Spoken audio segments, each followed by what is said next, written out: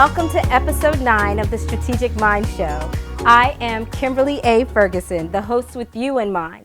And it's been a little over a year since we started this show, and we have had a blast. I've had the opportunity to sit down with a host of incredible strategic minds. Lisa Ascalise, the inventress, Cindy Ashton of Cindy Uncorked, and celebrity life coach Purvis Taylor, just to name a few.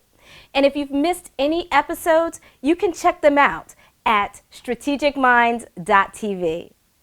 You can also catch the show on YouTube, Vimeo, and don't forget, we have partnered with the Women's Broadcast Television Network to bring the episodes to you via WBTVN, WBTVN.tv, the Women on TV app on your Android and Apple devices, Roku, and Apple TV.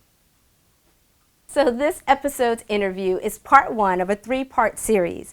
And seriously, I enjoyed myself talking to this strategic mind. Zara Green. Zara Green is an author, speaker, and trainer specializing in personal growth, resiliency development, and individuality advocacy. Also known as your Consigliere, Zara is certified as a Heal Your Life workshop leader based on the philosophy of Louise Hay. She is best known for helping others to understand individual temperaments as a key factor of healthy, productive life management. Zara is also co-creator of Grown Zone Relationship Education and co-author of the book Loving in the Grown Zone with her husband, Alfred Edmond Jr. Let's check it out. So I am over the top excited to be sitting across from Zara Green. Zara and I met on social media a number of years ago, I guess 2015, on Periscope, where I was following her, she was following me, and we were learning from each other. And just such great information. One of the things that absolutely resonated with me was when you shared that you were passionate about more than one thing, but that you didn't have to choose. And I see that in what you're doing. I mean, you're an author, you're an advocate for individuals, you are an actor. I mean, you're doing so much. So tell everyone just a little bit about you and what you do. Ooh, what a setup. I know, right? I'm thrilled to be here, Kim, and the same for you. Saw you doing your thing, so I'm glad we finally connected. I am indeed I'm an individuality advocate, but I'm also an advocate that you should follow your bliss, whatever that is. And especially when you understand what your nature is, and some of us have a nature that says, I can't do one thing. If I stick to one thing, I'm bored out of my mind, and I don't feel like I am really living. So for me, it's important to be able to do the things that not just make me feel good, but that empowers others. Okay. You know, and when things the nature you have and the things that you do well empower others because they tell you. People have always told me that my abilities on platform empower them. So I'm a speaker because I enjoy talking. That's part of my nature. As a speaker, an individuality advocate, then that's about helping people to understand their temperaments and to know what their nature is, so that they can hone those things that they do well and create some safeguards for themselves for those things that they don't do well. So temperament are a huge part of what I do. Okay. It's the subjects of my first 2 audiobooks. I am an author, a 3rd-time author with my husband, Alfred Edmond Jr, with Loving in the Grown Zone. I have been acting for a very long time, off and on. Many people in my today world didn't really know that until I returned to it and just finished a pilot, so y'all will be hearing more about that.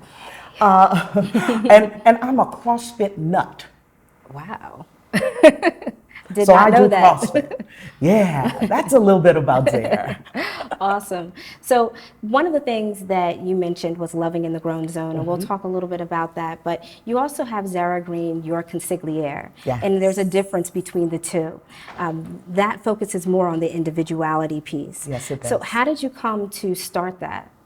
Well, your Consigliere is actually a culmination of all the work that I've done over the years.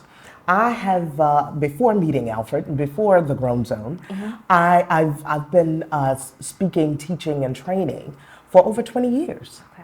And supporting people and encouraging them to not to march to the beat of their own drummer, to dare go against the grain, to dare not do what other people expect of them. Because it's only when you follow your gut and your instincts that you actually find those things that distinguish you from everybody else. Absolutely. And sometimes we need a little push to do that. Sometimes we need a little encouragement to go ahead and stand alone. Sure. Because it's not until you learn to stand alone that you really find out how strong you are and what your true strengths are, and life kind of carves a way for you, you know? Absolutely. So your consigliere is really that. I'm a sage advisor. I own that. I've been teaching leadership and individuality for a very long time. I know what it's like to have to be on a journey and think things are going one way, and something else happens and completely disrupts that. And every person is going to know what that's like at some point. So when that's happening, then you have to be your own leader. You have to self-lead. And so your consigliere is just like in The Sopranos. You remember the show?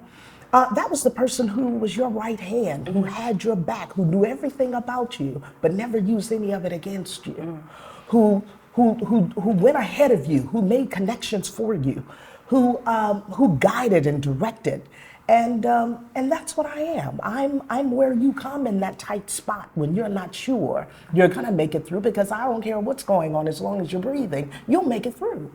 And sometimes you just need somebody who can see things you can't see. Absolutely. So that's what I am. People call me when they're in challenge, when they're in crises. And it's usually the professionals who... That was my question. Yeah, because everybody else is running it down. Okay. You know? Okay.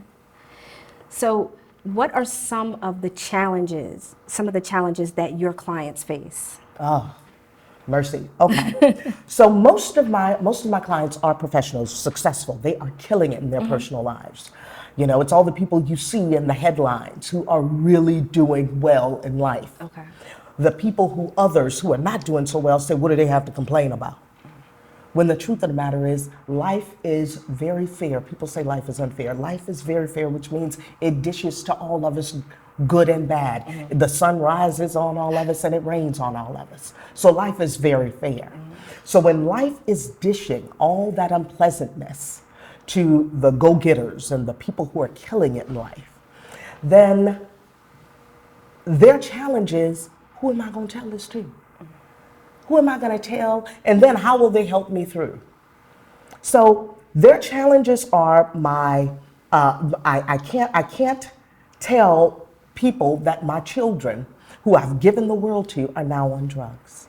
I can't tell the people that this man that I have groomed, because I took him in, he showed me a certain thing, I was feeling a certain way, I thought that I had my life and all I needed was a man, so I took him and I placed him in this position, and I made a really bad choice.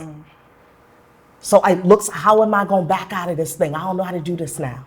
Or how do I continue to go through this but get him on board? My parents are ailing. I'm going broke because now I'm paying for all their stuff. I've already taken on all my siblings' children's stuff, and now I can't tell them no, but I'm going broke, and they're all about to suffer. Okay. How do I do this? Wow, and you help these people through these challenges and give them the tools and the techniques that they need in order to be successful and get through that. Absolutely. Awesome. Personal growth. If you're not growing, personal growth, life is going to kick us all in the behind. It's not when the kick is coming. It's, are we equipped to handle the kick? Wow. So I'm going to rewind just a little bit. You mentioned self-leading, and it's a concept that is not easy. So it's really not. And you also talked about, walking into who you are and being who you are. So I saw the correlation between the self-leadership and that. You make it sound easy, but we know it's not. How did you get to this place where where you're comfortable in your skin and you're walking into your purpose and you're self-leading? How did you get there? Oh, wow. I know. Well, let's start with it. It took about a century to get, half a century to get here. But I had great parents. Let me start there. Okay. And when I say I had great parents, I had parents who prepared me for this role. Okay. I see I'm where going to you're slow going. down. Mm-hmm. I had parents who prepared me for this role, because a lot of people will look at their parents and their life and then make a determination about why they are as far or not as far as they need to be. You have the parents you have because those were who you needed to come through for the journey in which you came to take. Yes. So when I say I had great parents, I had a mother who challenged me every step of the way in terms of my own individuality. She loves every single piece of my black behind, let me tell you. Can I say that? Yes, you can say. There is no doubt about this woman's love for me. Okay. But I challenged her on every corner. And because she didn't know what to do with this little person, then as I challenged her, she was challenging me.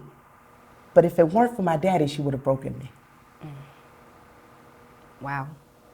So my father was there as a champion who said, this girl is not what you expect her to be, but she is exactly who she's supposed to be.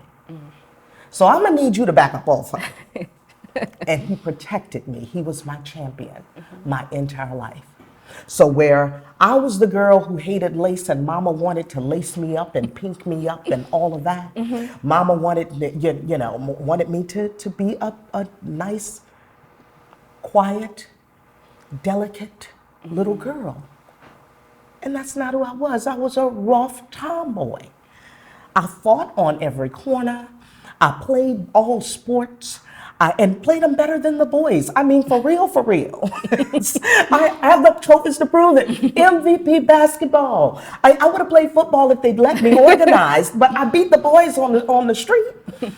Baseball. I did all of that. That was my thing. And that being my thing, and that not being what my mother wanted for me, and I showed early the signs of leadership. Okay. As a girl, who was a girl, there was no mistaking about that. I was a girl who was a girl, but I didn't like girly things. Never did. You will catch me today in jeans and tennis shoes, even though my man looked like he stepped out of GQ magazine just about every time you see him. That's not who I am. That's not how I roll. And I don't try to keep up with him. I'm all dolled up here because I have to be here with you. You saw how I came, though. That's not how I do it. So self-leadership to me means recognizing your natural, who you are naturally. That's good, bad, and ugly. When you know who you are, good, bad, and ugly, and you do what you need to strengthen all the more, all that good, to recognize the bad and the ugly, but realize all that's purposeful too. See, Yes. a lot of people look at that bad and ugly and they want to say, no, get rid of that. Right. That's what my mother did. All she saw was that bad and ugly at first. Except those quiet times, we had our moments. But she saw that bad, that wild child, but that my father saw that was purposeful too. He said, leave her alone, she's finding her way.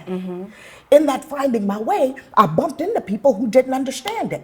And he said, when I bumped into people who didn't understand it that were my age, I just told them, get over it. When I bumped into people who didn't understand it and they were his age, he stepped in and said, let me help you understand something. Wow. She's fine, she's figuring it out. You're supposed to have figured it out, you leave her alone. Now, that didn't mean that I could go crossing boundaries, disrespecting people. I'm from the South. Everybody was ma'am and sir. And I knew how to stay in my place because a child has a place. But that didn't mean I couldn't figure it out. Right. So I had to learn self-leadership, and Daddy gave me permission to do that. That also meant I was always around young people Okay. who did not have their voice. So when they didn't have a voice, I was a child saying, it's okay, tell them. No, you're not okay, tell them how you feel. So I was guiding them then, tell them. Then by the time I'm 12, I'm voted to lead all the things. So I was senior class president, but before that I'm on stage because they're giving me the stuff to do. So I was already organizing and leading things as a young child. So it came natural. So when it came to actually speaking and training, then I was already teaching this stuff early. So it was so natural. It was a very natural transition for me.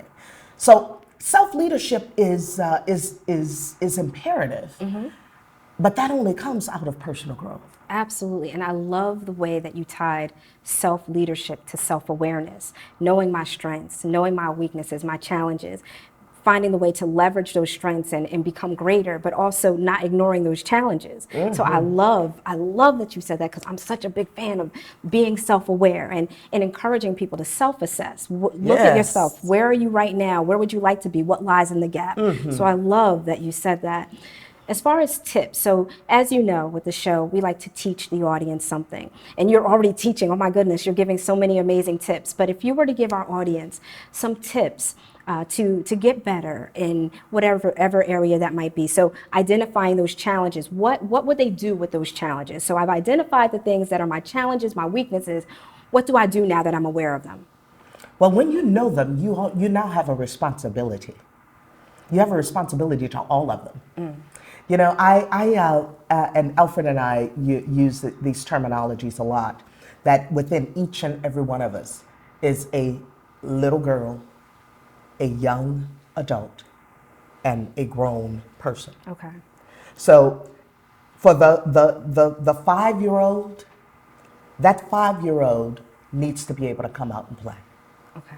We want to say that 5-year-old is bad and that 5-year-old doesn't know, anything. And no, that 5-year-old is still very much so alive in you. And that's probably who you're assigning some of that bad and ugly to. Wow. When you assign the bad and ugly, then you're doing that and condemning self. To be self-critical is the worst thing we can do. Say that again. To be self-critical is the worst thing that we can do. And if you can look back on any parts of your life and still not accepting of any parts of it, then you're not being self-loving. So stop the self-criticism. Embrace the good, the bad, and the ugly. Your responsibility now is to continue to strengthen and hone the good. Right. To find some safeguards to protect the bad. And that ugly, acknowledge it, and every now and then, damn it, it just has to come out. Say, I apologize, don't do it no more, and keep on going. Yes. Well, I thank you so much for taking the time out to meet with me today. It has been an absolute pleasure. I absolutely love hearing you talk about self-awareness, self-love, self-leadership. That's where it's at. That is where it's at. How can people find you? You can find me everywhere on social media. ZaraGreen.com is my website. And I'm Zara Green everywhere, on Twitter, Facebook, Instagram is the Zara Green. Okay. Yeah, that's everything. Awesome. That's where you can find. And Periscope when I do it. I used to do it all the time. I'm gonna start again. Yeah, I used to be a junkie too. Yeah, right. Well, thank you so much again for your time, and in all you do, be strategic. Thank you for having me. You can reach Zara Green at zara@zaragreen.com. You can also connect with her via the following social media platforms. She's on Twitter and Facebook at Zara Green, and Instagram at the Zara Green. And her website is zaragreen.com.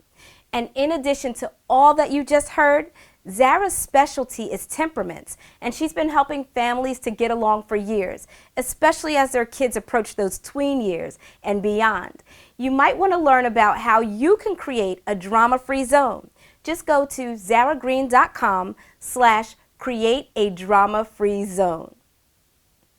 So our next segment is pretty cool. Mark Masterson is a presenter, actor, and video host, and he is on Strategic Minds today to teach my DRIVE acronym. So get your pens, pads, or electronic devices and take note of these 5 simple strategies for success. Hi, Kimberly and Strategic Minds audience. So, as you know, Kimberly A. Ferguson is a learning and development consultant, trainer, and speaker. If you've ever attended any of her workshops or watched some of her videos, you know that she gives powerful tips for career success. One of her tools that I have found to be especially effective is the DRIVE acronym. It's a key reminder of the things we can do every day to motivate ourselves, plan ahead, and prepare for success. At the end of 2016, Kimberly spoke at the Boss Network's Cupcakes and Cocktails event, during which she shared the DRIVE acronym. If you missed it, I'm going to recap. Here's the acronym, D. The D stands for do something. Take action. Don't just sit around talking about it. Create a plan, develop a strategy, and actually start to take the steps to make it happen. In her workshops, Kimberly always stresses an action-driven approach to your professional development. As she says, action is fundamental for all success. Instead of talking about it, do something. R. The R is for risk failure. This is a tough one, but she encourages you to take calculated risks that have the potential to move you closer to your goal. She warns about taking risks just for the sake of taking risks. This is not a game.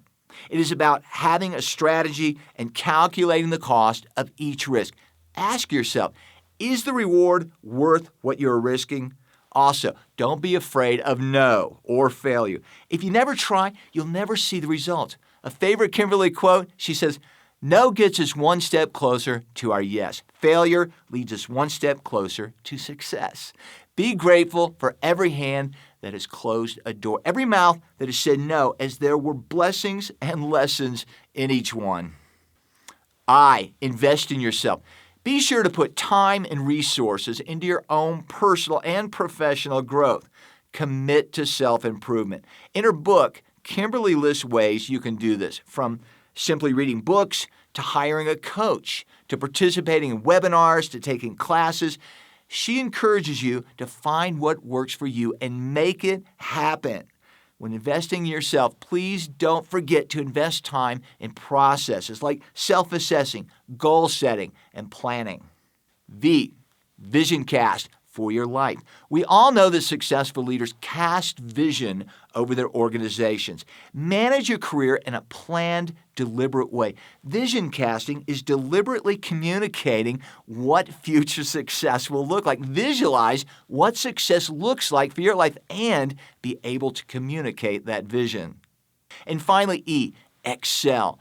Strive for excellence every day. Go above and beyond. Stand out. Set yourself apart. Make an impact. Being the very best at what you do helps to establish a quality brand.